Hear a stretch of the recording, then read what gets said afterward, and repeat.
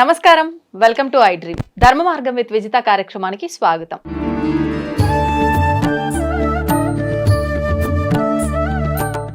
నమస్తే అండి. నమస్తే. మామూలుగా భగవంతుడు భగవంతుడు అంటుంటాము. ఏ పని చేసినా భగవంతుడు చూస్తున్నాడు, భగవంతుడే మనం నడిపిస్తున్నాడు, భగవంతుడే అన్ని సకలం సృష్టి అన్నిటికీ ఆధారమే భగవంతుడు, మూలం భగవంతుడు అంటాం. అసలు ఏంటి భగవంతుడికి మనకున్న సంబంధం ఏంటి? అసలు ఎలా మొదలైందా సంబంధం అనేది? భగవంతుడికి భక్తుడికి అనేటటువంటి సంబంధాలు మనకి ఎన్నో ఇతిహాసాలు, పురాణాలు, మనకి ఎన్నో చరిత్రల్లో మనుష్యుడికి భగవంతుడికి ఉన్నటువంటి సంబంధాన్ని చాలా గొప్పగా చెప్పారు. భగవంతుడు అన్న శబ్దానికి అర్థం మనలో ఉన్నటువంటి యొక్క చైతన్యమునకే భగవంతుడు అనేటటువంటిది ఒక అర్థంగా చెప్తారు మనకి. దేహో దేవాలయ ప్రోక్తో జీవో దేవ సనాతన త్యజేత్ అజ్ఞాన నిర్మాల్యం సోహంభావేన పూజయేత్ అని మనకి ఒక శ్లోకం ఉన్నది. దీని మీనింగ్ ఏమిటి, అర్థం ఏమిటి అంటే మన దేహమే దేవాలయము అని అన్నమాట. జీవుడు అనేటటువంటి ఈ యొక్క పదార్థమునకే దేవుడు అనేటటువంటిది పేరు. జీవో దేవ సనాతన అన్నాడు అన్నమాట. జీవుడే లోపల ఉన్నటువంటి వాడు దేవుడు. అందుకే మీరు చూడండి, మీరు ఏ భావనతో చూస్తే భగవంతుడు మనకు ఆ భావనతో కనబడతాడు. ఉదాహరణకు ఒక మంచి మూడ్తో కనుక మీరు వెళ్ళి దేవాలయ దర్శనం చేశారనుకోండి, ఇవాళ ఎందుకనో నాకు పరమశివుడు నన్ను చూశాడు అన్న అభిప్రాయం కలిగింది అనే ఒక ఆనందాన్ని మనం పొందుతూ ఉంటాం అన్నమాట. అవును, కొన్నిసార్లు అనిపిస్తుంది. ఎందువలన అలా పొందుతారు అని అంటే ఆ రోజు మనం చూసినటువంటి యొక్క భావన అంత గొప్పగా ఉన్నది అని అర్థం. మరి ఆయనలో ఏదైనా మార్పు ఉన్నదా? లేదు, ఆయన అలాగే ఉన్నారు.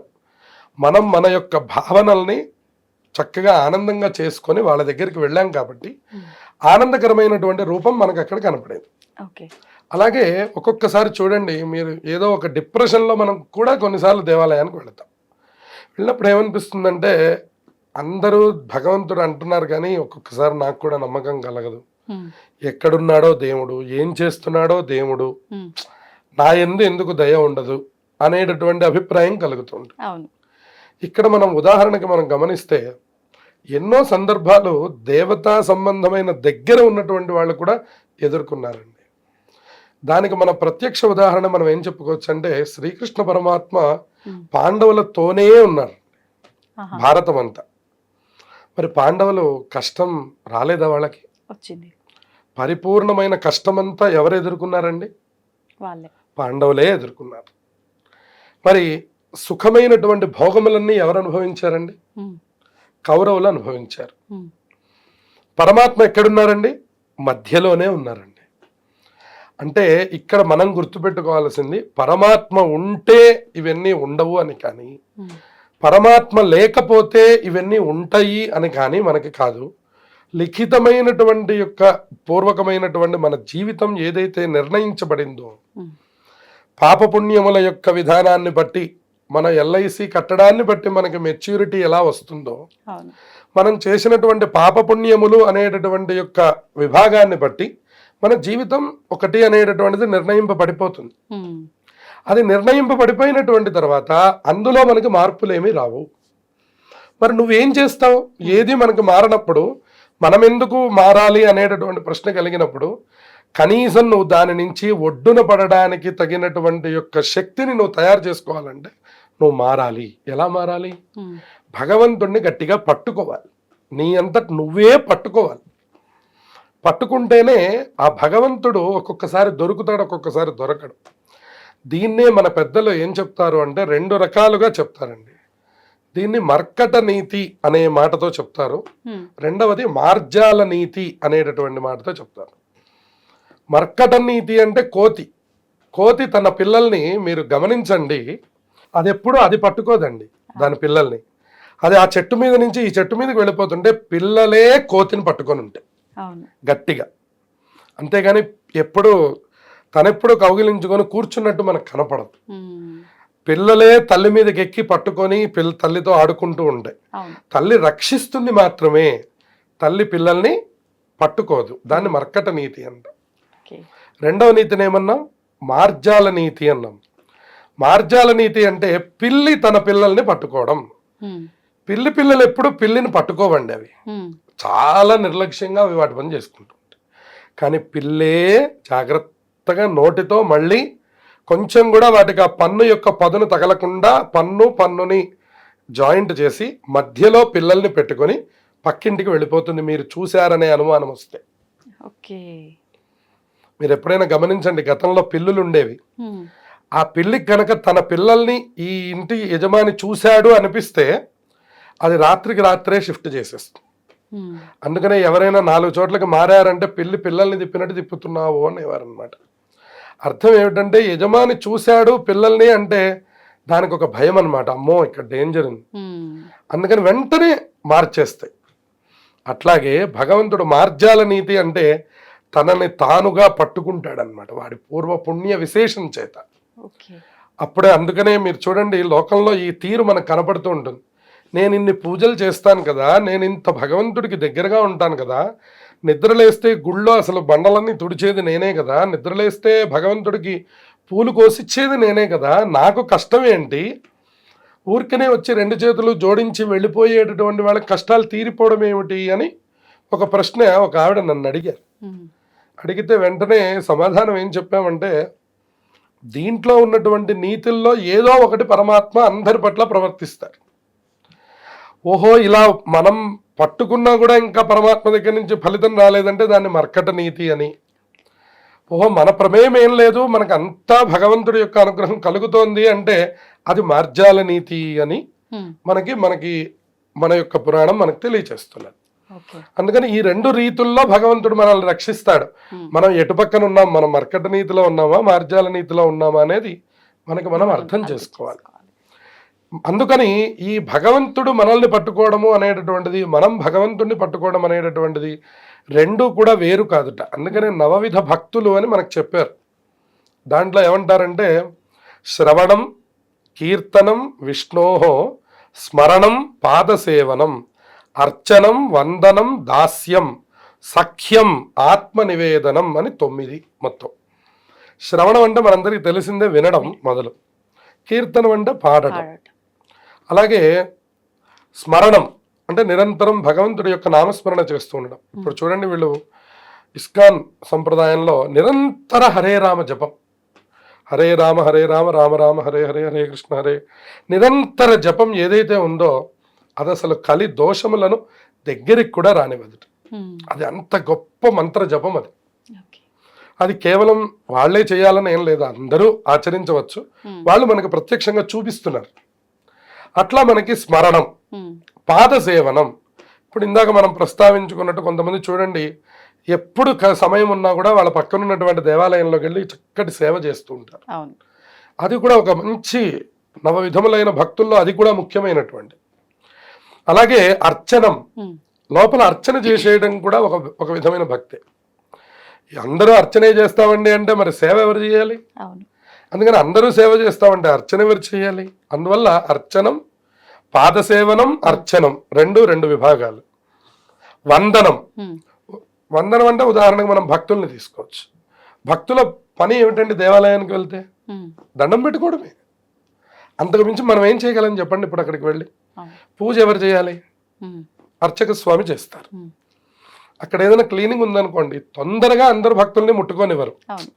కొంచెం అక్కడ తెలిసిన వాళ్ళు అని అనుకుంటేనే కొంచెం లోపలికి వచ్చి ఆ గిన్నె తీసుకెళ్ళి నివసిస్తారు. అందువల్ల మనం ఏం చేయగలం అంటే వందనం, అదొక్కటి మాత్రమే 2 చేతులు జోడించి పరమాత్మకి అర్పణం చేయడమే మనం చేయగలం.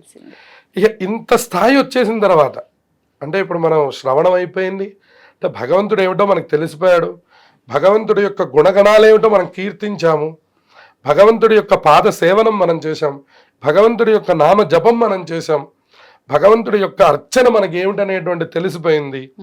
అన్నీ అయిపోయిన తర్వాత వందనం, ఆయనకి దండం పెట్టడం కూడా అయిపోయిన తర్వాత ఆ స్థాయి ఇంకా ముదిరిపోయి ఇంకొంచెం పైకి వెళ్ళిపోతుందట.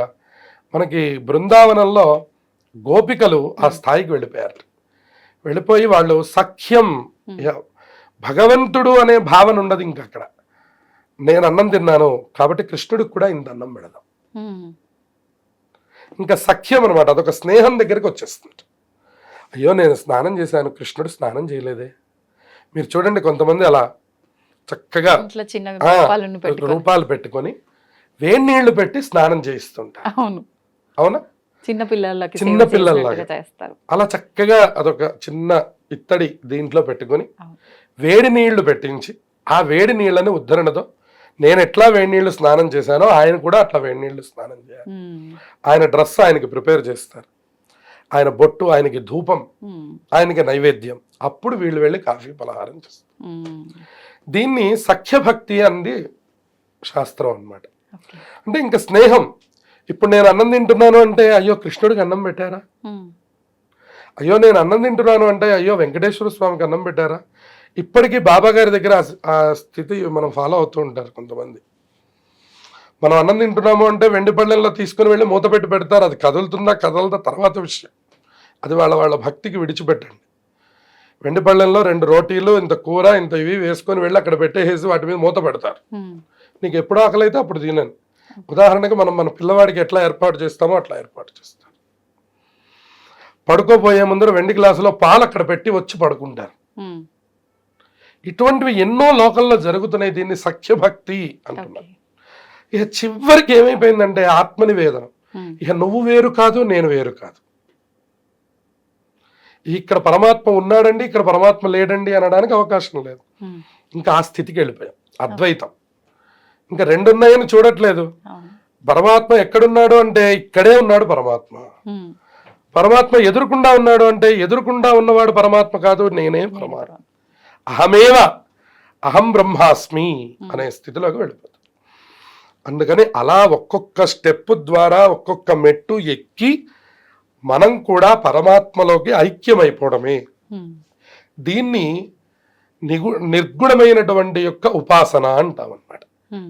ఈ నిర్గుణ ఉపాసన రావడానికి ముందు సగుణ ఉపాసన కావాలి. ఉదాహరణకి అమ్మా నాన్నల దగ్గర నుంచి మన జీవితం మొదలైంది అనుకోండి. మనం నిద్ర లేచి చూడడం మొదలుపెట్టినటువంటి తర్వాత నుంచి మనం మొట్టమొదట అమ్మ అంటాం, తర్వాత నాన్న అంటాం, తర్వాత అన్నయ్య, అక్కయ్య. ఇలా మనం మన బంధాలన్నింటినీ అమ్మ ద్వారా లోకంలోకి తెలుసుకుంటాం. ఈయన నీ మామయ్య, ఈయన మీ అత్తయ్య, ఇలా మనకి చెప్తారు. ఈవిడ మీ అమ్మమ్మ, ఈవిడ మీ తాతయ్య. ఇట్లా మనకు అన్నీ చెప్పిన తర్వాత ఒక 50 పరిచయాలు చెప్పారనుకోండి, మనకు కొన్ని అనుమానాలు వస్తాయి. ఏమిటి ఇంతమంది ఉన్నారేమిటి అనేటటువంటి అనుమానాలు వస్తాయి అన్నమాట. 50 మంది ఉన్నారా నా బంధువులు అని. మనకు కూడా సనాతన ధర్మంలో మన వాళ్ళందరూ విహీనమైనటువంటి ధర్మంలో అంటారు. మనకు ఒక 50 మందిని తల్లి పరిచయం చేస్తే అక్కడ ఉన్నటువంటి విధానాలన్నింటినీ కూడా వీళ్ళు పోల్చుకొని ఎట్లా అయితే మాట్లాడతారో, మనకి హిందూ ధర్మంలో కూడా ఇంతమంది దేవతలు ఉంటారేమిటి అనేటటువంటిది మన మతం మీద ఇతర మతాలు వేస్తున్నటువంటి ప్రశ్న. మనకి బంధుత్వం ఎటువంటిదో మనకి దేవతా వర్గం కూడా మనకు అటువంటిది. ఉదాహరణకి ఒకళ్ళకి ఏ పని చేసినా మేనమామ గారికి చెప్పి చేయడం ఒక సంప్రదాయం. అట్లా మనకి ఏదో ఒక దేవతా ఉపాసనని చేయమంటూ ఉంటుంది మన సనాతన ధర్మం. ఉదాహరణకి వెంకటేశ్వర స్వామి వారు ఇష్టదైవంగా ఉంటారు, శివుడు ఇష్టదైవంగా ఉంటారు, సుబ్రహ్మణ్యుడు ఇష్టదైవంగా ఉంటారు, గణపతి ఇష్టదైవంగా ఉంటారు, ఆంజనేయ స్వామి వారు ఇష్టదైవంగా ఉంటారు. మీరు ఎవరినైనా పట్టుకోండి, అల్టిమేట్ మీరు చేయవలసినటువంటిది నిర్గుణమైనటువంటి ఉపాసన. అక్కడికి వెళ్తేనే దాన్ని మనం పండడం మోక్షం అనేటటువంటి పై మాటలు మాట్లాడతాం. ఇవాళ మనకి కాలక్షేపం మాటలు మోక్షంగా మాట్లాడుతూ ఉంటాం కొంతమంది. ఉదాహరణకి ఇవన్నీ చేయడం మనకి ఏమీ సంప్రదాయంలో లేదు, అంతా భగవంతుడిని తలుచుకోవడమే అని మనం ఇలా కూర్చొని మాట్లాడితే అది ప్రయోజనం లేదు. నిజంగా మనం భగవంతుడిని తలుచుకోగలిగాము అంటే అసలు మనం ఇక్కడ కూర్చొని ఉండలేము. కారణం ఏంటంటే భగవంతుడు ఇక్కడ ఏ రకమైనటువంటి యొక్క వాసనల దగ్గర భగవంతుడు మనకి దొరకడు. ఒక్కటే నియమం. వాసనలు అన్న శబ్దానికి అర్థం ఏంటంటే కోరికలు అని అర్థం. మీకు ఒక కోరిక పుడుతోంది అంటే పరమాత్మ మనకి దూరం అవుతున్నాడు అని అర్థం. అందుకనే ఋషులు మునులు ఈ కోరికలు ఏవి పుట్టకుండా ఉండడం కోసం వాళ్ళ శరీరాన్ని కావాలని కష్టపెడుతూ ఉండేవారు. ఉదాహరణకు బ్రహ్మాండమైనటువంటి ఒక పచ్చడి వేసుకొని అన్నం తిన్నారనుకోండి, రాత్రికి ఇంకొక రకం కావాలి అనేటటువంటి కోరిక మనస్సులో కలగడం సహజమవుతుంది. అసలు దాని రుచే మనకి తెలియలేదు అనుకోండి, వాళ్ళు ఒక దుంప కూరలు తింటారు ఉదాహరణకి, అప్పుడు వాళ్ళకి ఉప్పు కారం అనేటటువంటి దాని మీద మమకారం ఉండదు.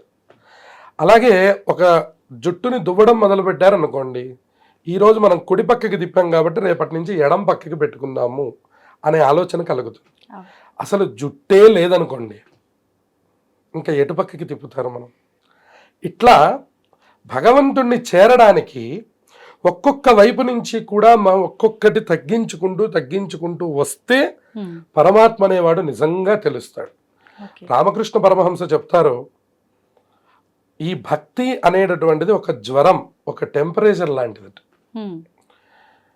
నిజానికి భగవంతుణ్ణి చేరదాము అని మనం అనుకున్నప్పుడు ఎప్పటి లోపల చేరతావు అంటే, మొదటి సాధకుడు అంటాట 1 సంవత్సర కాలంలో చేరతాను అని అంటాట. అప్పటికి ఈ జ్వరం ఇంకా కంటిన్యూ అవుతూ ఉండాలి. జ్వరం ఉంటేనే కదండి మనం ఆహార నియంత్రణ కలుగుతుంది. జ్వరం లేదనుకోండి మనకు ఆవకాయ కావాలి, జ్వరం లేదనుకోండి మనకు బిర్యానీ కావాలి, జ్వరం లేకపోతే మనకు అన్ని రకాలు కావాలి. మనల్ని నియంత్రించేది ఏది మనకి అంటే ఒక జ్వరం. అందుకని ఎప్పుడు పరమహంస ఎప్పుడు ఊహిస్తారో అందుకనే వాళ్ళని ఋషులు అంటారు. అందుకని ఆయన అన్నారట, జ్వరం ఉండాలట పరమాత్మ తెలియాలంటే. వాడికి ఆహారం లోపలికి వెళ్ళదు, కళ్ళ ఎదురకుండా ఉంటుంది. మంచినీళ్ళు లోపలికి వెళ్ళవు, కళ్ళ ఎదురకుండా ఉంటాయి. మన కళ్ళ ఎదురకుండానే అందరూ భోజనం చేస్తూ ఉంటారు, మనకు భోజనం చేయబుద్ధి కాదు, ధ్యాస దేనిపైన ఉండదు. అందుకనే రోగము భగవంతుడు దగ్గరికి వెళ్ళడానికి ఒక మార్గం. అందుకనే మీరు పెద్దలందరినీ చూడండి, ఏదో ఒక వ్యాధి వచ్చి వెళ్ళిపోయిన వాళ్ళు. రామకృష్ణ పరమహంసకు కూడా ఒక రాచపుండు పుట్టి ఆయన ఒక ఇబ్బందులు ఎదుర్కొని ఆయన వెళ్ళిపోయినారు. కంచి పరమాచార్య స్వామి వారికి 108 జ్వరం వచ్చి శరీరం అంతా ఊగిపోయి ఆయన వెళ్ళిపోయినారు. రమణ మహర్షి గారికి ఒక క్యాన్సర్ లాంటిది ఒక పుండు వచ్చి ఆ బాధ భరించలేక ఆయన వెళ్ళిపోయినారు. ఇలా మీరు ఎవరిని చూడండి, వాళ్ళ యొక్క స్థితుల్లో కొన్ని ఇబ్బందుల్ని ఎదుర్కొన్న వాళ్ళు. ఇక్కడ ఇబ్బంది అన్న శబ్దానికి అర్థం భగవంతుడు. ఎందుకంటే అన్నీ ఆనందంగా ఉన్నప్పుడు మీకు భగవంతుడు దొరకడు. బాగా గుర్తురాడు, దొరకడు, ఆలోచన కూడా మనకి రాదు. ఎప్పుడు కనపడతాడు అంటే ఖచ్చితంగా కష్టంలో ఉన్నప్పుడు, ఇబ్బందుల్లో ఉన్నప్పుడు అప్పుడే కనపడతాడు. దీనికి ఇంకొక ఉదాహరణ మీకు చెప్తే సరిపోతుంది. ఉదాహరణకి ఒక కమలం పువ్వు పుయ్యాలనుకోండి, మనం ఏసీలో తీసుకొచ్చి 4 తామరం విత్తనాలు వేశారనుకోండి, అక్కడ వస్తుందా? అది ఎక్కడ రావాలి? నీళ్ళల్లో, అది బురదలోనే రావాలి. అది ఎక్కడ మట్టి, ఆ బంకమట్టి ఎక్కడ ఉంటుందో అక్కడ చూసి మాత్రమే వస్తుంది. ఇప్పుడు మీరు ఆ పువ్వు అందుకోవాలనుకోండి, మన వాళ్ళందరూ పాపం ఈ హైజెనిక్ ద్వారా ఏమనుకుంటారంటే, అస్సలు మట్టి అంటకుండా కొంచెం దానిట్ట పట్టుకుందాం అని అనుకుంటారు. ఏ మాత్రమూ సాధ్యం కాదు.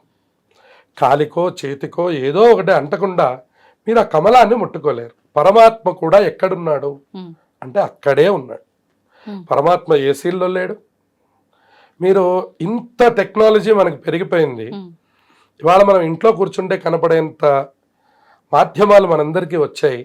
కానీ ఎక్కడైనా మనం కమలాన్ని పుట్టించగలమండి మన ఇంట్లో? ఇవాళ మనము పాట్స్లో అనేకమైనటువంటి పెంచుతున్నాం. ఇవాళ బ్రహ్మకమలం కూడా మన ఇంట్లో పెంచుకునేంత స్థాయికి మనం ఇవాళ వచ్చాం. కానీ కమలం పెంచగలమా అండి? పెంచలేం. కమలమే పరమాత్మ. అది ఎక్కడ దొరకాలి? మీ కాళ్ళకి బురద అంటాలి, మీ చేతికి బురద అంటాలి, అప్పుడే మీకు భగవంతుడు దొరకాలి.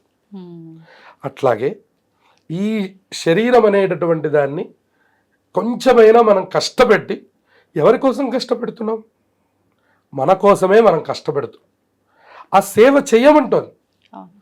ఇందులో సనాతన ధర్మంలో ఇక్కడ పాద సేవనం అన్న శబ్దానికి అర్థంలో ఎంతో మంది తరించారు. ఎందుకు తరించారంటే సేవ వల్ల మాత్రమే తరించారు. ఇవాళకి కూడా సత్యసాయి ట్రస్ట్ కానివ్వండి, ఇస్కాన్ కానివ్వండి, ఇంకా ఇట్లా ఎన్నో మతాలు మనకి తెలియజేస్తున్నవి ఏమి అంటే, ముందు మీరు సేవ చేయండి, అందరికీ ముందర సేవ చేయండి. సేవ అన్న శబ్దానికి అర్థం ముందు వాళ్ళకి ఏం కావాలో అది ఏర్పాటు చేయడం. సేవ మీన్స్ సాక్రిఫైస్ అన్నమాట. ఒక త్యాగం చేయండి. నువ్వు ఒక్క పూట ఆపుకొని ఆకలిగా ఉన్నవాడికి ఇవ్వు. అరే 90 పూటలు నేనే తింటున్నాను, ఇంత భగవంతుడు ఇంత శరీరాన్ని ఇచ్చాడు, ఒక్క పూట భోజనం ఆపమా మనం? ఆపచ్చు. ఈ త్యాగం మొదలైతే పరమాత్మకి నిన్ను చూడడం మొదలవుతుంది. అందుకని త్యాగము, ప్రేమ, సేవ ఈ మూడిటి ద్వారానే మనం పరమాత్మని చేరుకోగలుగుతాం. అందులో మనం ఎవరం ఎట్లా చేస్తాము అనేటటువంటిది వాళ్ళ బుద్ధికి విడిచిపెట్టచ్చు. మనం గతం వీడియోస్లో కూడా చాలాసార్లు చెప్పుకున్నాం. నిరంతరం సేవ చేయండి, నిరంతరంగా మీ యొక్క ద్రవ్యాన్ని త్యాగం చేయండి, మీ కుటుంబం కోసం కొంత కేటాయించుకోండి, సమాజం కోసం కొంత కేటాయించండి, దానం కోసం కొంత కేటాయించండి, అందరికీ ఉపయోగపడే ప్రయత్నం చేయండి. ఎందుకంటే అందరికీ పరమాత్మ ఐశ్వర్యాన్ని ఇవ్వడు. మనల్ని సెలెక్ట్ చేసుకొని పరమాత్మ మనకు ఐశ్వర్యాన్ని ఇస్తున్నాడు అంటే నువ్వు ఈ పని చెయ్యరా అని అర్థం అన్నమాట. అది మీరు గ్రహించలేదనుకోండి, ఈ ఐశ్వర్యం పాపం రూపంలో వెనకాల పెరిగిపోతుంది. ఆ తర్వాత మనకు అది వ్యాధి రూపంలో ముందరకు వచ్చేస్తుంది. ఆ వచ్చినటువంటి తర్వాత మనం తీసుకువెళ్ళి ఎవరికో పెడతాం. అందుకనే లక్షాధికారైన లవణమన్నమే కాని మెరుగు బంగారంబు మింగపోడు. తినడానికి లవణమన్నమే తినాలి, కానీ మెరుగు బంగారం పళ్ళెల్లో వేసుకొని వడ్డించుకొని మనం ఏమి భోజనం చేయలేం. అట్లాగే ఈ ద్రవ్యం అంతా కూడాను ఇది వరకు లోపలికి గుంటలు తీసేసి లంకె బిందెలోని ఉండేవి, అవి పాడవవు అన్నమాట. అవి మీరు కొన్ని వందల సంవత్సరాలు పెట్టండి, ఆ బిందెకి చిలుము పట్టదు. అటువంటి బిందెల్లో పెట్టి లోపల ఖజానా దాచుకునేవాళ్ళు, ఎందుకంటే మనకు బ్యాంకు సౌకర్యం లేదు కాబట్టి. అటువంటి దాచి తుదకు దొంగలకిత్తురో దొరలు కవునో అని అంటుండేవారు. దొంగ కూడా తవ్వి తీసుకెళ్ళిపోవచ్చు. దొరలు అంటే ఇది వరకు రాజులు, వాళ్ళకి అనుమానం వచ్చిన చోట తవ్వించేటటువంటి రైట్ వాళ్ళకు ఉండేది. వాళ్ళు వచ్చి తవ్వేసి వాళ్ళు తీసుకొని వెళ్ళిపోతారు. ఇప్పుడు నువ్వు ఎవరి కోసం దాచిపెట్టావో అది నీకు ఉపయోగపడలేదు, వాళ్ళకి ఉపయోగపడలేదు. అందులో ఇది నరసింహ శతకకర్త అన్నాడు, తేనె జుంటీయలీవవా తెరవరులకు అన్నాడు. తేనెటీగలు చూడండి ఎంతో కష్టపడి తెస్తాయి తేనె. ఆ తేనె తయారు చేయడం ఇంకా తేనెటీగ వల్ల తప్ప వేరే దీని వల్ల కూడా సాధ్యం కాదు, ఏ ప్రాణి వల్ల కూడా. అదొక్కడే తయారు చేయగలదు. దాని ప్రారంభం ఏమిటంటే అదొక్కనాడు ఆ తేనె తాగలేదు. దాని తొట్టె పెద్దదయ్యేంత వరకు చూస్తూ ఉంటాడు ఆ అడవి జాతివాడు. కాస్త తేనె తొట్టె పెద్దదైందంటే పెద్ద పొగ పెడతాడు, అన్ని తేనెటీగలు పారిపోతాయి. శుభ్రంగా తేనె తీసుకొని పిండుకుంటాడు, తాగుతాడు. ఈ కష్టపడింది ఎవరు, ఈ తెచ్చింది ఎవరు, దాంట్లో నింపింది ఎవరు, ఆ మైనపు గూడు కట్టింది ఎవరు, గూడు నిండా తేనెని నింపింది ఎవరు, నింపినటువంటి తర్వాత అనుభవించింది ఎవడు. అందుకే పెద్దవాళ్ళు సామెతలు చెప్తుంటారు కదా, సొమ్మొక్కరిది సోకొక్కరిది అని. అందువలన భగవంతుణ్ణి చేరుకోవడానికి మొట్టమొదటి 3 రకాలైనటువంటి అంశములు మనం చెప్పుకున్నవి: త్యాగం, రెండవది ప్రేమ, మూడవది సేవ. ఈ మూడిటి ద్వారానే మనం చేరగలము. కాబట్టి ఈ మూడిటి ద్వారా మీరు ఎంతైనా విశ్లేషణ చేసుకోవచ్చు. సంతోషం అండి, చాలా మంచి విషయాలు తెలియజేశారు. ధన్యవాదాలు. శుభమస్తు. అంటే దానికి సంబంధించిన దోషం ఏదైనా చేస్తే అలా జరుగుతుందా? మామూలుగా మనం అదే కాదు, మాట్లాడేటప్పుడు చాలా జాగ్రత్తగా మాట్లాడాలి. ఏదైనా మనం మాట్లాడినప్పుడు అది మనకు కరెక్టే అనిపించవచ్చు, దానివల్ల ఎదుటివారు నొచ్చుకుంటారు. అంటే పెద్దవాళ్ళు సామెతలు కూడా చాలా చాలా చెప్తారు మనకు వాడుక భాషలో. మాట తూట లాంటిది అని కూడా అంటూ ఉంటాము. అంటే అంత ప్రమాదకరమైంది అని చెప్పి అర్థము. నిజంగా ఈ మాట మాట్లాడుతున్నా అంటే, ఇప్పుడు నేను ఒక మాట మాట్లాడుతున్నా, ఆధ్యాత్మికంగా మాట్లాడుతున్నా అంటే అది నాకు భగవంతుడు ఇచ్చిన ఒక అవకాశంగా నేను భావిస్తాను, ఒక వరంలా. ఇప్పుడు నేను ఒక ర్యాష్గా మాట్లాడినా, మీ తప్పేమీ లేదు, నేను ర్యాష్గా మాట్లాడినానంటే అది నిజంగా నా యొక్క తప్పు, నేను చేస్తున్న తప్పు అది. అంటే ఎందుకు ఇలా మాట్లాడతాము? ఆ ప్రభావం అనేది దేని నుంచి ఆ ప్రభావం మన పైన పడుతుంది? అంటే ఇప్పుడు నేను పుట్టిన నక్షత్రం అంటారు, జాతకం అంటారు, లేకపోతే గ్రహాలు అంటారు, వ్యక్తిగతంగా నా పర్సనల్ దాన్ని తీసుకొని ఇలా మాట్లాడతానా నేను, లేకపోతే పరిస్థితులను బట్టి మాట్లాడతానా, లేదంటే బ్రహ్మ రాసేస్తాడు అంటారు కదా, అలా నాకు ముందే డిసైడ్ చేయబడి ఉందా నేను ఇలా బిహేవ్ చేయాలి, ఇలా మాట్లాడాలి అని చెప్పి? నాకైతే దీని గురించి చాలా డౌట్స్ ఉన్నాయండి, వెయిట్ చేస్తున్నా మీరు ఏం చెప్తారా అని. తప్పకుండా, ఎందుకంటే దీని మీద మనం ఎంత చెప్పుకున్నా కూడా సరిపోనంత ఉన్నది. అసలు బ్రహ్మగారు సృష్టి చేసినటువంటి తర్వాత ముందు మనం అక్కడి నుంచి రావాలి. బ్రహ్మగారు సృష్టి చేసిన తర్వాత చాలా కాలం పాటు అంతా మోగసైగలే మిగిలాయి. అప్పటికి ఇంకా వాక్కు రాలేదు ఎవరికి కూడా, ఎవరికి వాక్కు రాలేదు. దేవతలు సైతం, ఆయన సృష్టించినటువంటి ప్రజాపతులు సైతం అందరూ మూగ సైగలు చేసుకోవడమే, దేవతలు కూడా, దేవతలతో సహా.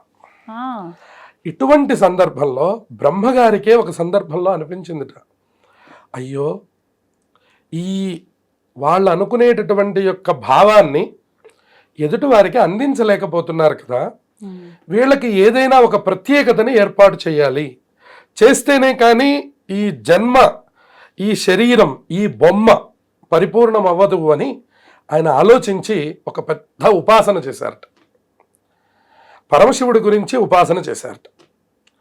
పరమశివుడి యొక్క తేజస్సు నుంచి ఆవిర్భవించినటువంటి యొక్క స్వరూపానికే శారదా అనేటటువంటి పేరు వచ్చింది. శారద అన్న శబ్దానికి అర్థం తెల్లనైనటువంటిది అని అర్థం. దానికే మనం ఆశక్తికే సరస్వతి అనేటటువంటి పేరు పెడతాం, ఆశక్తికే మనం అనేకమైనటువంటి పేర్లు పెడతాం. అమ్మవారు వాగ్దేవి అంటాం, ఒక్కొక్క రూపంలో వీణాధరి, ఇంకా రకరకాలైనటువంటి పేర్లు పెడతాం. వెంటనే బ్రహ్మగారు ఆ శక్తిని తపస్సు ద్వారా పరమశివుడి యొక్క తేజస్సు నుంచి పుట్టించారు. అందుకే పరమశివుడు తెల్లగా ఉంటారు, సరస్వతీదేవి తెల్లగా ఉంటుంది, విష్ణుమూర్తి నల్లగా ఉంటాడు, పార్వతీదేవి నల్లగా ఉంటుంది, బ్రహ్మగారు ఎర్రగా ఉంటారు, లక్ష్మీదేవి ఎర్రగా ఉంటారు. వీళ్ళందరికీ అదొక ప్రత్యేకమైనటువంటి సమన్వయం. అందులో ఇక్కడ బ్రహ్మగారు ఎవరి కోసం తపస్సు చేశారు, అసలు వీళ్ళందరికీ మాట్లాడగలిగేటటువంటి శక్తి ఇవ్వాలి అని తపస్సు చేశాడు ఆయన. అది మహావిష్ణువు గురించి తపస్సు చేస్తే నేను స్థితి చూడగలవాడినే కానీ వాక్కు చూడగలవాడిని కాదు, వాక్ అంతా కూడా ఆయన నాకంటే పై ఆయన దగ్గర ఉంది, ఆయన కోసం తపస్సు చేయమంటే ఈయన ఆయన కోసం తపస్సు చేస్తే ఆయన ఇది కేవలం నా శక్తి సరిపోదు, మించినటువంటి శక్తి ఏదైనా కావాలి అని ఆయన తన యొక్క సమగ్రమైనటువంటి శక్తినంతా తీసుకొని ఒక స్త్రీ రూపంలో నిక్షిప్తం చేస్తే ఆ నిక్షిప్తమైనటువంటి శక్తికి శారద, సరస్వతి, వాగ్దేవి అనేటటువంటి పేర్లు వచ్చాయి. వెంటనే ఆవిడని ఎవరికి ఇవ్వాలి, ఎక్కడ పెట్టాలి, ఆవిడ అందాల రాశి, ఆవిడ అందాల కన్య, ఎవరికి ఇవ్వాలంటే వెంటనే పరమశివుడు తీసుకొచ్చి బ్రహ్మగారికి అనుగ్రహించాట. ఎందువలన అంటే నువ్వు సృష్టి చేసేటప్పుడే వాక్కునివ్వాలయ్యా, లేదంటే సృష్టికే అర్థం లేదు. ఎందుకంటే నువ్వు మోగసైగలు చేసుకుంటే, ఇందాక మీరు అడిగారు ప్రశ్న, ఏమండి ఏమీ మాట్లాడకపోతే ఇంకా మనకి ఇక్కడ ఏమున్నది మనం మాట్లాడుకోవడానికి. ఉదాహరణకి ఇప్పుడు ఇవన్నీ ఇంత ఏర్పాటు చేసినా కూడా ఇదంతా వాక్కు మీద ఆధారపడినటువంటిదే, ప్రపంచమంతా కూడా వాక్కు మీద ఆధారపడింది. అందుకని అన్నారు జిహ్వాగ్రే వర్తతే లక్ష్మీ, మన వాక్కు బాగుందనుకోండి మనకి ఆదాయం కూడా బాగుంటుంది. జిహ్వాగ్రే మిత్ర బాంధవాహ అన్నారు. ఆ జిహ్వ యందు మాత్రమే మనకి ఎవరు ఫ్రెండ్స్ అవుతారు, ఎవరు బంధువులు అయిపోతారు, మన మాటకే అందరూ వశులైపోతారు. జిహ్వాగ్రే బంధనం ప్రాప్తి అన్నారు. మీరు ఒక తప్పు మాట మాట్లాడారు అనుకోండి, వెంటనే జైలుకి వెళ్ళిపోతారండి. ఇక్కడ కూర్చున్న వాళ్ళమే ఒక్క తప్పు మాట మాట్లాడండి, అయిపోయింది. జిహ్వాగ్రే బంధనం ప్రాప్తి, జిహ్వాగ్రే మరణం ధ్రువం, అంతే కదండి. ఒక్క మాట ద్వారానే బంధువులు వచ్చేస్తారు, ఒక్క మాట ద్వారానే బంధనం కూడా వచ్చేస్తుంది. అంతే, మనం అరెస్ట్ అయిపోతాం, మనకి ఉరిశిక్షల్లాగా వెళ్ళిపోతాం. ఎందుకు వెళ్ళిపోతాం? ఒక చెయ్యకూడనటువంటి పనిని, ఒక నిందించకూడనటువంటి స్థాయిలో ఉన్న వ్యక్తిని మనం ఏదైనా తులనాడామనుకోండి, మనం 2 నిమిషాలు అరెస్ట్ అవ్వడానికి అంత శక్తి ఉన్నది వాక్కుకి.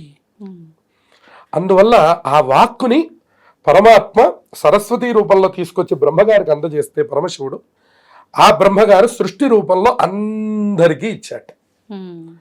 ఇస్తే ఇందాక మీరు అన్నారు ఈ ఏదైతే మాట ఉన్నదో అది మామూలుగా గ్రహముల వలన ఇట్లా అని చెప్పని, ఇది గ్రహముల వలన కూడా కొంతవరకు ప్రభావం ఉన్నప్పటికీ కూడాను మనకి 3 గుణాలు చెప్తారు సహజంగా, సత్వగుణం, రజోగుణం, తమోగుణం అని. ఈ 3 గుణాలకి సంబంధించే మన మాట ఉంటుందండి. ఉదాహరణకి ఒకళ్ళు మాట్లాడుతుంటే ఎంతో మృదువుగా ఉంటుంది, ఆ మృదుత్వాన్ని సత్వగుణం అంటాం మనం. కొంచెం గంభీరంగా ఉంటుంది ఒకళ్ళు మాట్లాడితే, దాన్ని రజోగుణం అంటాం. అసలు ఒక్కొక్కళ్ళు మాట్లాడుతుంటే మనం వినలేం, దాన్ని తమో గుణం అంట. అందువలన ఈ కోపము ఇవన్నీ, మన ఆనందము, మన కోపము, మన ప్రేమ అన్నీ ప్రకటించగలిగేది ఒక్క వాక్ రూపంలోనే. ఒక్క వాక్కుని మీరు ఆపండి, ప్రపంచమంతా ఆగిపోతుంది. కాదా అండి? ఉదాహరణకి ఒక సినిమా మీరు చూడాలనుకున్నారనుకోండి, మీరు ఒక్కసారి ఆడియో ఆపేసి సినిమా చూడండి, మీకు అసలు ఏమీ అర్థం కాదు. ఎంతసేపు చూస్తారు? అది ఓ 10 నిమిషాలు చూడంగానే లేచి వెళ్ళిపోతారు. అలాగే ఇప్పుడు మనం చేస్తున్నటువంటి ఈ పనిని కూడా మనం నోరు అనేటటువంటి పదార్థం, వాక్కు అనేటటువంటి ఈ పదార్థం లేకపోతే దీనికి విలువ ఏమున్నది? అందువల్ల వాక్కు అనేటటువంటిది ఒక చోట కాదు, ఒకసారి కాదు, ఒక సందర్భం కాదు, అన్ని చోట్ల. ఆఖరికి తల్లి తన యొక్క పిల్లల మీద ప్రేమ చూపించాలన్నా, నాన్న ఇట్రారా అంటే అవుతుంది, కానీ అంటే అందుకని వాక్కుకి అంత గొప్పతనం ఇచ్చి, వాక్కు లేకపోతే కాదని ఆ పంచమి రోజున, శ్రీ పంచమి అని మనం మొన్ననే జరుపుకున్నాం.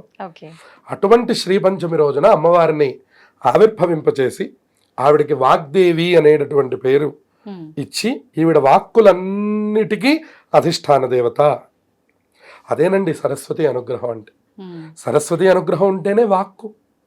సరస్వతి అనుగ్రహం లేదనుకోండి, మీరన్నట్టు ఈ 2 మాటలు మాట్లాడే అవకాశం కూడా ఎంతమందికి ఉందండి? అందుకని అంత సరస్వతి అనుగ్రహం. ఇప్పుడు అలా మాటలు రాకుండా ఉన్న వారి పరిస్థితి ఏంటి? వాళ్ళకి ఎందుకు అలా జరిగిందంటారు? అది అంటే వాళ్ళు చేసుకున్న కర్మనా, లేకపోతే ఎలా చేసుకోవచ్చు? ఆ కర్మ యొక్క అనుసారంతో మాత్రమే మనకి మన యొక్క శరీర విషయములు కానివ్వండి, మనకి చదువు, డబ్బు, ఇవన్నీ కూడా కర్మ ద్వారానే వస్తాయండి.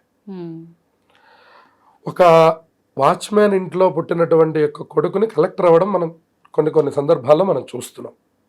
ఇది ఎలా సాధ్యం అంటారు మీరు? అంటే అసలు మనం ఎక్స్పెక్ట్ కూడా చేయలేము. ఆయన ఆదాయం ఏంటి, పరిస్థితి ఏంటి, చదివించిన చదువేంటి, ఫలితం ఏంటి. అందువలన ఇవన్నీ కూడా ఖచ్చితంగా పూర్వజన్మార్జితమైనటువంటి పుణ్య పాపములు. అంటే మనం ఎంత ప్రయత్నించినా, ఏం చేసినా ఫైనల్ గా ఏది ప్రయత్నించడం అనేటటువంటిది మనం పరీక్ష రాయడం లాంటిది. ఫస్ట్ ఎవరికో వస్తుంది కదా అని చెప్పని మనం పరీక్ష రాయడం ఆపేయడం లాంటిది అన్నమాట. ఇప్పుడు మనం అనుకున్నటువంటి పరీక్ష అందరూ రాయాలి, కానీ ఫస్ట్ ఒక్కళ్ళకే కదా నిర్ణయం. అంతేగాని ఆయన ఫస్ట్ ఎవరికో ఒకళ్ళకి వస్తుంది కదా, నేనెందుకు రాయడం, నాకెందుకు శ్రమ అనడం ఎట్లాంటిదో, మనం ప్రయత్నం చేయకపోవడం కూడా అట్లాంటిదే. ఖచ్చితంగా భగవత్ ప్రార్థన చేయాలి. మనకు అవకాశం ఉంది కదా, అందులో మనం నెగ్గవచ్చు, నెగ్గలేకపోవచ్చు. కానీ ఫస్ట్ అనేటటువంటిది ఒకడికే కదా. 500 మంది విద్యార్థులు ఒక స్కూల్ తాలూకు పరీక్ష రాస్తే 500లో నుంచి ఒకళ్ళే రావాలి. 499 మంది ఏదో ఒక ర్యాంకులో ఉండిపోతారు తప్పించి ఫస్ట్ ర్యాంక్ అనేటటువంటిది ఒక 50 మందికి ఇవ్వరు, 500 మంది ఉన్నారని. అట్లాగే ఇది కూడా ప్రయత్నం అనేటటువంటిది అందరము చేయవలసినదే. ఈ పరీక్ష జీవితం అనేటటువంటి పరీక్ష అందరూ రాయవలసినదే. రిజల్ట్ ఒక్కొక్కళ్ళకి ఒక్కొక్కలాగా వస్తుంది. అది మన యొక్క కర్మ విభాగాన్ని బట్టి మనకు వస్తుంది. ఇది రాదు కదా అని చెప్పని మనం ముందరే ఊహించడం అనేటటువంటిది మనకి తగనటువంటి పని. అందుకని ఆయన ఏం చెప్పారు గీతలో, కర్మణ్యేవాధికారస్తే మా ఫలేషు కదాచన. మీరు నన్ను ఆశ్రయించండి, ఫలితం నేను ఇవ్వవలసిన వాడిని. నన్ను నమ్మినటువంటి వాళ్ళకి అహంత్వా సర్వ పాపేభ్యో మోక్షయిష్యామి మాశుచ. అది నా బాధ్యత. మీరు మీ బాధ్యత అనుకున్నారనుకోండి, మీరు అనుభవించండి. మీరు భగవంతుడి దగ్గర ముందర పెట్టి ఇది నీ బాధ్యత అన్నారనుకోండి, అప్పుడు మీ మీద భారం తగ్గుతుంది, పరమాత్మకి భారం పెరుగుతుంది. ఆ భారం మోసినవాడు కాబట్టే కదండి గోవర్ధనాన్ని చిటికిన వేలు మీద 7 రోజుల పాటు మోసాడు. 7 పగళ్ళు 7 రాత్రులు. అందరూ అంటున్నారట, కృష్ణయ్య మేము చచ్చిపోవడానికి సిద్ధంగా ఉన్నామయ్యా, నీ వేలు మీద ఆ భారం మేము భరించలేకపోతున్నామన్నారట. అందుకుట నందవ్రజ వాసులు అంటే శ్రీకృష్ణ పరమాత్మకు అంత ఇష్టం. ఈ ఉద్ధవుడు లాంటి వాళ్ళు అన్నారట, మేము అయ్యయ్యో శ్రీకృష్ణ పరమాత్మ దగ్గరగా మేము పుట్టలేదే, నందవ్రజంలో నేను పుట్టలేదే అని బాధపడ్డారట. ఎందుకంటే అలా బాధపడ్డారు అంటే, నందవ్రజంలో వాళ్ళకి పరమాత్మ మీద, పరమాత్మకి నందవ్రజంలో ఉన్న వాళ్ళ మీద ఉన్నటువంటి ప్రేమ అటువంటిది. ఇప్పుడు మాట అంటే ఇంత గొప్పనైన ఒక వరం, వరం. మరి అలాంటి మాటని అంటే అది భగవంతుడి కోసం చేసిన మౌన వ్రతము అని చెప్పి ఉన్న మన మాటలు వచ్చిన వాళ్ళని కూడా కొన్ని సందర్భాల్లో ఇలా చేస్తూ ఉంటారు. ఏంటి అంటే దానివల్ల ఏదైనా ఫలితం ఉంటుందా, నిజంగా ఎందుకు చెయ్యాలి అసలు? తప్పకుండా ఉంటుంది. ఉదాహరణకి మీకు ఇక్కడ ఒక సత్యం చెప్పాలి. మనకి కుంభకర్ణుడు అందరికీ తెలుసు కదండి రామాయణంలో. చూడండి, సరస్వతి అనుగ్రహం లేకపోవడం అంటే అనవసరమైనటువంటి చోట వాక్కు రావడం వల్ల ఒక్కొక్కసారి మనం ఎలా ఇబ్బంది పడతాము అనేటటువంటి. ఆయన తపస్సు చేసి, ఘోరమైనటువంటి తపస్సు చేసి, ఆయన అడుగుదామనుకున్నటువంటిది ఒకటి, ఆయన అడిగింది ఒకటి. ఆయన అనంతమైనటువంటి శక్తులతో నేను యుద్ధం చేయాలి అని అడగాలని ఆయన తపస్సు చేశాడు. ఆ తపస్సులో ఉండేటటువంటి యోగ నిద్ర వల్ల నాకు ఆహారము కొంతకాలం, నిద్ర కొంతకాలము అని కోరుకున్నాడు ఆయన. ఇప్పుడు 6 మాసాల పాటు నిద్ర 6 మాసాల పాటు భోజనం నువ్వు దివ్యంగా చెయ్యి అని పరమాత్మ అనుగ్రహం చేశాడు. ఆయన అదే పని చేశాడు. దాన్నే మనం సరస్వతి అనుగ్రహం అంటాం. సరస్వతి అనుగ్రహం అంటే మాట వేరు, సకాలంలో బుద్ధి తోచి మాట్లాడడం వేరు. అందుకనే రామచంద్రమూర్తి అలా మాట్లాడేవారట. సత్యం బ్రూయాత్ ప్రియం బ్రూయాత్ న బ్రూయాత్ సత్యం అప్రియం సత్యంచ నానృతం బ్రూయాత్ ఏష ధర్మ సనాతన అన్నాడు. నువ్వు సత్యం చెప్పవయ్యా, సత్యం చెప్తున్నాను కదా అని కఠినంగా చెప్పకు. ప్రియం బ్రూయాత్, అందంగా చెప్పు. నా బ్రూయాత్ సత్యం అప్రియం, నువ్వు ఎప్పుడు కూడా సత్యం చెప్పాలి, ప్రియముగా చెప్పాలి కదా అని చెప్పని అబద్ధం చెప్పకు. సత్యంచ నానృతం బ్రూయాత్, సత్యం చెప్పే ప్రయత్నంలో నువ్వు ఏదైనా కొత్తమైనటువంటి అబద్ధాలు చెప్తావేమో, అబద్ధములు చెప్పద్దు. ఏది చెప్పాలో అది మృదువుగా, అందంగా ఎదుటి వాళ్ళకి అందే విధంగా చెప్పు అని విశ్వామిత్రుడు రామచంద్రమూర్తికి నేర్పిస్తాడు మాట గురించి. అట్లా ఏషధర్మ సనాతన అన్నాడు. ఇదేనయ్యా సనాతనమైనటువంటి ధర్మం, వేరే ఏమీ లేదు. అందుకనే మనం ఇందాక చెప్పుకున్నాం కదా, ఈ మాట వలనే మనకి ప్రపంచమంతా వశమవుతుంది, ఈ మాట వలనే ప్రపంచమంతా మనకి దూరం అవుతుంది, ఈ మాట వలనే మనకి సింహాసనంలో అభిషేకం జరుగుతుంది, ఈ మాట వలనే మనకి ఉరికంబం ఎక్కే పరిస్థితి వస్తుంది. అన్ని నిర్ణయములు మన యొక్క నాలిక చివరి భాగంలో ఉండిపోయినాయట. అందుకని నీ యొక్క జీవితం అంతా ఎక్కడుంది నీ శరీరంలో అంటే నీ యొక్క నాలిక చివరి భాగంలో ఉన్నాయట. అందుకనే ఇక్కడ చమత్కారమైన విషయం చెప్పుకోవాలంటే, ఒకసారి నాలికని పళ్ళన్నీ అడుగుతున్నాయట. పాపం మీరందరూ నాకు బాగా సహకరిస్తున్నారు, ఏ కఠినమైన పదార్థాలు పెట్టినా కూడా ఈ దంతములు బాగా నవిలి నాలికకి రుచిని అందిస్తూ లోపలికి పంపిస్తూ ఉంటాయి. మీరందరూ నాకు చాలా ఉపకారం చేస్తున్నారు కదా, మీకు కూడా నేను ఏదైనా ఉపకారం చేద్దాం అనుకుంటున్నాను, నేనేం ఉపకారం చేయగలను అని నాలుక దంతములను అడిగిందిట. అప్పుడు దంతములు అన్నాయట, నువ్వు జాగ్రత్తగా మాట్లాడు చాలు, లేకపోతే పళ్ళు రాలిపోతాయి అంటున్నారు అందరూ. సరిగ్గా మాట్లాడింది నువ్వు, రాలగొడతానంటుంది మమ్మల్ని. అందుకని చెప్పి నువ్వు చాలా జాగ్రత్తగా మాట్లాడితే నువ్వు నాకు చాలా ఉపకారం చేసినట్టు అని మనకి చెప్పినట. ఇదంతా ఒక చమత్కారమైన కథ. కాబట్టి మనకి ఆ వాక్కుకి అంత పెద్ద గొప్పతనం ఉంది. ఆ వాక్కుతోనే మనం అంతా గెలవగలం, వాక్కుతోనే అందరినీ తీసుకొచ్చి అక్కడ కూర్చోబెట్టగలం. ఉదాహరణకి పెద్దలు చాగంటి కోటేశ్వరరావు గారు లాంటి వాళ్ళు, గరికపాటి నరసింహారావు గారు లాంటి వాళ్ళు, వీళ్ళందరూ ఒక ప్రవచనం చెప్తే ఒక 2000 మంది 5000 మంది కూర్చుంటున్నారంటే ఆ శక్తి దేనిది? వాక్కు. ఆ వాక్కు, ఆ అమృత ధార అలా రావడం, అది మన చెవులను పడడం, వాటి కోసమని ఇవాళ ఇంతమంది సనాతనంగా వెళుతున్నారు అంటే ఆ మాట గొప్పతనం అంత స్థాయిది అని మనకు అర్థమవుతున్నది. కాబట్టి ఈ సందర్భంలో వాళ్ళని కూడా తలుచుకోవడం, ఎందుకంటే వాళ్ళందరూ వాగ్దేవి వరపుత్రులు వాళ్ళందరూ. కాబట్టి వాళ్ళందరూ ఎట్లా మనకి సరస్వతి రూపాల్లో మనకు కనపడుతున్నారో, మన దగ్గర కూడా మన సరస్వతి మన స్థాయిలో మనకున్నది. ఎలా? ప్రతి వాళ్ళకి భగవంతుడు వాక్కు ఇచ్చాడు కదండి. ఆ వాక్కు లేకపోతే ఎంత కష్టమో మనకే అర్థమవుతుంది. ఉదాహరణకి ఒక రోజు మౌన వ్రతం చేస్తే, ఇందా మీరు అడిగారు, అంటే మాట విలువ తెలియడం కోసం ఆ మౌన వ్రతం చేయడం అనే కాదు, మాటకి నియంత్రణ రావడం కోసం, మాటకి శక్తి రావడం కోసం. ఇది వరకు ఏమీ మాట్లాడేవారు కాదు, అలా మౌనంగా ఉండేవారు. ఆ మౌనం అనే ఉపాసన ద్వారా మన మాటకి ఒక శక్తి వస్తుంది. ఆ శక్తి ద్వారా వాళ్ళు వాళ్ళ యొక్క ప్రయోజనాలను పొందుతారు. పెద్దవాళ్ళు ఇంకొక మాట కూడా చెప్తారు, ఎంత ఎక్కువ మాట్లాడితే అంత తొందరగా ఆయుష్ తగ్గిపోతుంది, క్షీణిస్తుంది అని చెప్పి. ఇది వాస్తవమా? ఖచ్చితమైనటువంటి మాట. దీనికి మనం ఉదాహరణ చెప్పాలంటే మీకు దక్షిణామూర్తి యొక్క స్వరూపాన్ని మీరు బాగా పరిశీలనం చేయండి. మీరు అందులో ఆయన శ్లోకం కూడా మీరు గమనిస్తే, మౌన వ్యాఖ్య ప్రకటిత పరబ్రహ్మతత్వం యువానం, అది శ్లోకం. దక్షిణామూర్తి అష్టకం మొదలు పెట్టేటప్పుడు శ్లోకం ఏమిటి అంటే, మౌన వ్యాఖ్య ప్రకటిత పరబ్రహ్మతత్వం యువానం వరుషిష్ఠాంతే వసదృశిగణై ఆవృతం బ్రహ్మనిష్టై ఆచార్యేంద్రం కరకలిత చిన్ముద్రమానందమూర్తిం స్వాత్మారామం ముదితవదనం దక్షిణామూర్తిమీడే అని ఆ స్తోత్రం ప్రారంభం చేస్తారు. అర్థం ఏంటండి? దీని అర్థం ఏమిటి అంటే, మౌన వ్యాఖ్యగా ఉన్నారట దక్షిణామూర్తి. ఆయన ఇలా చేతిని చిన్ముద్ర అంటారు దీన్ని. ఈ చిన్ముద్ర పెట్టి సింహాసనంలో కూర్చొని అలా మౌనంగా ఉన్నారట. గురోస్తు మౌన వ్యాఖ్యానం శిష్యాస్తు చిన్న సంశయా. మీరు అనవసరమైన మాటలు 100 మాట్లాడండి, మీకు ఏ రకమైన సమాధానం దొరకదు. కానీ మీరు మంచి గురువు దగ్గరికి వెళ్ళి కూర్చోండి, ఆయన మీతో మాట్లాడరు, మీరు ఆయనతో మాట్లాడరు, మీ మనస్సులు మాట్లాడుకుంటాయి. మీ సమాధానానికి, మీ ప్రశ్నలన్నిటికీ సమాధానం వాటంతటదే దొరికిపోతుంది. మీ అంతటి మీరే సమాధాన పడిపోతారు. అంతే కదా, నేను ఈ పని చేస్తే సరిపోతుంది కదా, ఆయనే మిమ్మల్ని పిలిచి నువ్వు ఈ పని చేయరా అని చెప్పరు. కానీ గురు సన్నిధి అంటాం మనం.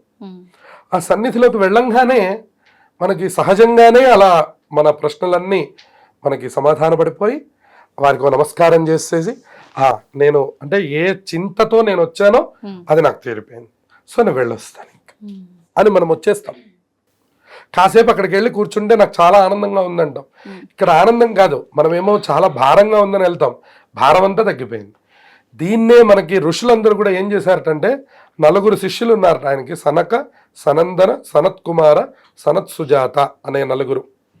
వాళ్ళ 3 బ్రహ్మమానస పుత్రులు. వాళ్ళకి అసలు తత్వం గురించి ఎన్నో ఎన్నో ఎన్నో ప్రశ్నలు ఉన్నాయట. కానీ వాళ్ళ పరమశివుడు దక్షిణామూర్తి రూపంలో పైన కూర్చొని ఉన్నాడు, ఆయన అలా చూస్తూ ఉన్నారట.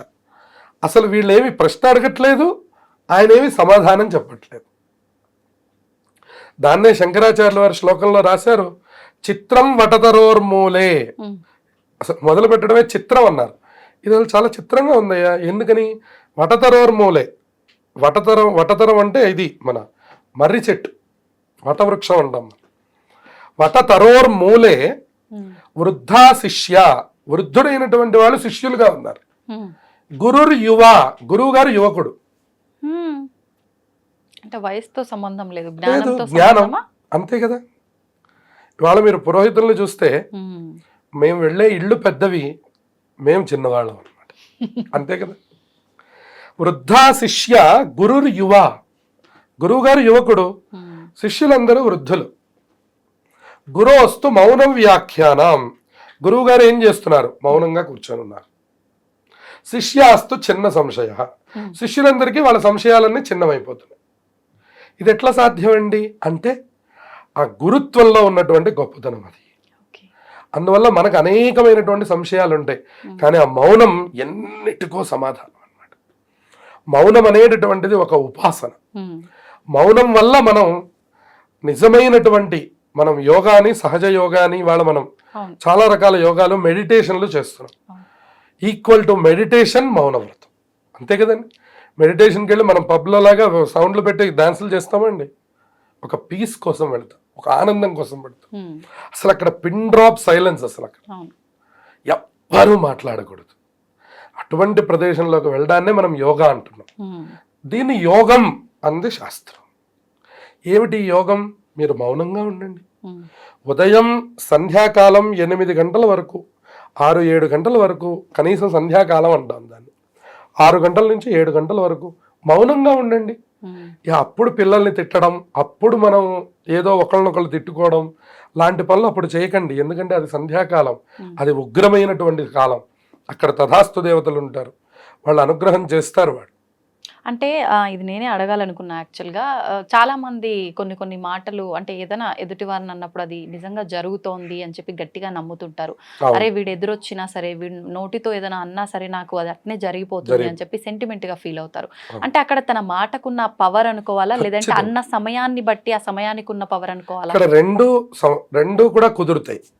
ఇప్పుడు మనకి కేవలం మనం అనుకున్నటువంటి మాటే కాదు, అన్న సమయం కూడా ముఖ్యం.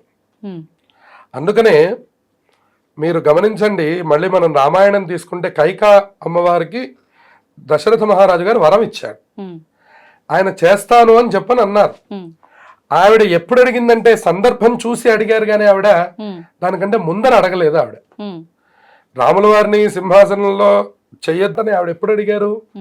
రేపు అభిషేకం ఉందనంగా ఇవాళ అడిగితే ఆ పాచిక పారింది. కానీ మీరు ఒక వారం రోజుల ముందర గనక కైకమ్మ వారు గనక ఈ అప్లికేషన్ గనక పెడితే ఇది అసలు సాగేదా? లేదు. ఎందుకంటే పురప్రజలే ముందర ఎదురు తిరిగి అవసరమైతే ఆవిడ మీద కూడా దాడికి వెళ్ళేవారేమో. అంటే ఎక్కువ సమయం ఉంది కాబట్టి ఏ క్షణం ఏదైనా జరగవచ్చు. కానీ ఆవిడ సందర్భం చూసి అడగడం వల్ల ఆ పాచిక పారింది. రామచంద్రమూర్తి అరణ్యానికి బయలుదేరి వెళ్ళారు. అందుకని మాట ఇవ్వడమే కాదు, మాట అడగడం కూడా ఒక సందర్భం గనక చూసి మనం అడిగినట్లయితే అక్కడ కలిగేటటువంటి యొక్క ప్రయోజనం అంతా ఇంత కాదు. అందువలన ఈ యొక్క మనుష్యుడికి ఉపాధికి కూడా మాట అనడం, మాట అడగడం రెండూ కూడా ఆయా సందర్భాన్ని బట్టి. అందుకనే మన వాళ్ళు ముహూర్తం అనేటటువంటిది, కొంచెం మంచి సమయాలు ఇవన్నీ ఎందుకు మాట్లాడుకుంటారు అంటే, తప్పకుండా ఇది మాట్లాడుకోవాలి అంటే ఒక సందర్భం, ఏదైనా ఒక ప్రవచనం చెప్పాలి అంటే ఒక సందర్భం. అంతేగాని ఉదయం 11 గంటలకు ఎందుకు ప్రవచనం పెట్టరు? అయ్యా మేము టిఫిన్ చేసి చాలా ఖాళీగా ఉంటామండి, మాకు టిఫిన్ అయిపోయిందంటే మళ్ళీ లంచ్ వరకు పనే ఉండదు, కొంచెం ఆ టైంలో చెప్తారా ప్రవచనం అంటే ఆ టైంలో చెప్పాం. ఏ టైంలో చెప్పాలి? ఆ టైంలోనే చెప్తాం. ఉదయం 9 గంటల నుంచి 12 గంటల వరకు చెప్తాం, సాయంత్రం 6 గంటల నుంచి 8 గంటల వరకు చెప్తాం. మనకి ఖాళీగా ఉంది కదా అని చెప్పని మరి రాత్రి 11:30కి నేను ఖాళీ అండి, నాకు కొంచెం ఆ సమయంలో చెప్పండి అంటే ఆ సమయంలో చెప్పండి. నియమం, వాక్కుని కూడా నియమమైనటువంటి కాలంలో ఉంచుకోవాలి. ఇప్పుడు చూడండి, మీరు బాగా పెద్దవాళ్ళు అని ఎప్పుడు అనిపించుకుంటారంటే ఎవరికి మాట నియంత్రణ ఉంటుందో వాళ్ళు పెద్దవాళ్ళు అనిపించుకుంటారు. వాస్తవం. అన్న మాట మీద నిలబడడం, ఏది పడితే అది మాట్లాడకపోవడం, ఒక సందర్భం దాడితే వాళ్ళు మాట్లాడకపోవడం. అంతే. అంటే మన విలువ పెరగాలన్నా తగ్గాలన్నా ఒక మాట చాలు. మాటతో మాత్రమే అన్నీ సాధ్యమవుతాయి. మాటతో మాత్రమే మనం ప్రపంచాన్ని వశం చేసుకోగలం. మాటతో మాత్రమే ప్రపంచానికి మనం ఉన్నతమైనటువంటి స్థానంలో ఉండగలం. మాటతో మాత్రమే మనం ఉన్నతమైన స్థితికి కూడా వెళ్ళగలం. మాట కూడా భగవంతుడి తాలూకు మాట మాట్లాడినప్పుడు మన యొక్క నోరు, మన యొక్క వాక్కు, మన యొక్క శరీరం, ఆ శబ్దధ్వని ఎక్కడి వరకు వచ్చిందో అదంతా కూడా పవిత్రం అవుతుంది. అందుకనే భగవంతుడి యొక్క మాటలు మాట్లాడమన్నారు. దీన్ని వాగ్రూపమైనటువంటి సేవ అంటారు. అదే కదా పెద్దలు చెప్తున్నారు. పురాణ ప్రవచనం చెప్పడం, వాక్కుని సమాజం కోసం వాడటము అంటే అది కూడా సమాజానికి అందిస్తున్నటువంటి వాగ్రూపమైనటువంటి సేవ, అంతే కదండి. ఉదాహరణకి ఒక కీర్తన మనం చక్కగా పాడి తిరుమలలో త్యాగరాజ మండపంలో వినిపించారు అనుకోండి, అది భగవంతుడికి చేసినటువంటి గాన సేవ, అంతే కదండి. అంతేగాని అది జనరంజకమైనటువంటిది అనేటటువంటిది ఒక కోణం తప్పించి వీళ్ళు దేనికి పాడుతున్నారు అక్కడ అంటే లోపల ఉన్నటువంటి యొక్క పరమాత్మ యొక్క విని మనల్ని ఆశీర్వచనం చేయాలి. అట్లాగే ఇవాళ మనం ఇక్కడ మాట్లాడుకుంటున్నాము అన్న ప్రజలందరికీ మంచి జరగాలి తో పాటుగా 15 మందిలో ఒక 2 మారి మంచి మార్గంలో నడిచిన ఈ ప్రయత్నానికి మంచి ఫలితం అనేటటువంటిది వస్తుంది. అందుకని వాక్కుని నియంత్రించుకోవడం, ఏ కాలంలో నియంత్రించుకోవాలి, ఏ కాలంలో ప్రయోగించాలి. అన్ని వేళలా మౌనం మంచిది కాదు, అన్ని వేళలా మాట్లాడటము మంచిది కాదు. దాన్ని బుద్ధి ఎరిగి చక్కగా మన పురాణాలు, మన యొక్క ఇతిహాసాలు ఏం చెప్తున్నాయి, భారతం ఎంత గొప్పగా చెప్పిందండి. అందువల్ల ఈ ఎపిసోడ్ మనకి సరిపోదు. అందువల్ల ఇవన్నీ కూడా మనం ప్రత్యక్షంగా మన అనుభవంలో మనం పరిశీలించుకొని ఎవరికి వాళ్ళు నడవగలిగితే వాక్కుతోనే మనం సమస్త విజయాల్ని సాధించగలం. ఇది మనకి ఎంతోమంది గతంలో వాళ్ళు కూడా ఆచరించి చూపించారు. మన కళ్ళ ఎదురకుండా ఎంతోమంది వాక్కుతో ఇవాళ మన ఇళ్లలో స్థిరంగా తిష్ట వేసుకున్నటువంటి ఒక ఎస్పి బాలసుబ్రహ్మణ్యం గారు కానివ్వండి, ఇట్లా వాళ్ళందరూ వాళ్ళ గొంతులతో వాళ్ళ వాక్కులతోనే కదండి అవును మనలో ఉండిపోయారు ఎప్పటికీ అట్లా. అవును ఒక ఘంటసాల గారు వాళ్ళ జీవనం 40 సంవత్సరాలే, కానీ ఇవాళకి మీరు ఘంటసాల గారి పేరు చెప్తే ఒక ఆనందం. అంతే. ఒక ఎస్పిబి గారు, ఒక చిత్ర గారు, వీళ్ళందరూ ప్రవచనాల్లో మనకి చాగంటి కోటేశ్వరరావు గారు, ఇలా వీళ్ళందరూ, అలాగే ఒక సిరివెన్నెల సీతారామ శాస్త్రి గారు, వాళ్ళు రాస్తున్నటువంటి ఒక్కొక్క మాట ప్రపంచం మీదకి ఒక్కొక్క ఆయుధం లాంటి. ఇవన్నీ కూడా వాక్కుకి సంబంధించినటువంటివి. వాళ్ళు కేవలం రాయడమే కాదు, ఆ రాసినటువంటి దాన్ని పాడారు. వాళ్ళు పాడి ఆ మాటల్ని ప్రజల్లోకి పంపించడం వల్ల దాన్ని చూసి ఇదివరకు మారేవారు అనమాట. ఆ లిరిక్స్ మీద అంత గొప్ప దృష్టి పెట్టేవారు. అందుకనే భారతం అందరికీ నోటికి వచ్చేది. శుద్ధ బ్రహ్మ పరాత్పర రామ అని మొదలు పెడితే రామాయణం మొత్తం అందరికీ నోటికొచ్చు. అలా ప్రతి విషయం కూడా వాళ్ళకి బాగా పురాణంలో శ్లోక రూపంలో లోపలికి సారము తత్వము అర్థం కాకపోయినా అసలంటూ జ్ఞానం అనేటటువంటిది ఉండేది. అంటే ఏం చేయాలి చేయకూడదు అనే ఒక అవగాహన అయినా వచ్చి అవగాహన ఉండేది. ఉండేది. అదంతా కూడా వాక్కు వల్లనే జరిగింది. ఇదివరకు ఉషశ్రీ గారని వారు రామాయణం చెప్తూ ఉండేవారు. ఆ రామాయణం వింటూ ఉండేవారు. రాత్రి 7 అయిందంటే రేడియో మధ్యలో పెట్టి ఉషశ్రీ గారు రామాయణం వినేవారు, ఉషశ్రీ గారు భారతం వినేవారు. ఇలా మనకి వాక్కు వల్ల ఎంతో మందిని తరింపజేసే అవకాశం కూడా ఉంది. పరమాత్మ ఇవాళ మనకిచ్చాడు. నిజంగానే దాని వలన ఆ సేవ నిరంతరంగా కొనసాగాలి అని ఆ వాగ్దేవి అయిన సరస్వతీదేవిని ప్రార్థన చేస్తూ అందరూ నియంత్రణలో ఉండాలి. వాక్ నియంత్రణ వల్ల సమాజాన్ని మరింతగా జయించి మంచి శుభ ఫలితాలు పొందవచ్చు. సంతోషం అండి. మాటకు సంబంధించి మీరు మాట్లాడిన విధానం కానివ్వండి, ఆ వివరించిన విధానం కానివ్వండి, చాలా చక్కగా ఉంది. నాకైతే చాలా అంటే వింటా ఉంటే ఇంకా వినాలనిపిస్తుంది, ఇంకా ఏముంది తెలుసుకోవాల్సింది, ఇంకేం చెప్తారు అని చెప్పి చాలా కొత్తగా అనిపించింది. ధన్యవాదాలండి. శుభమస్తు.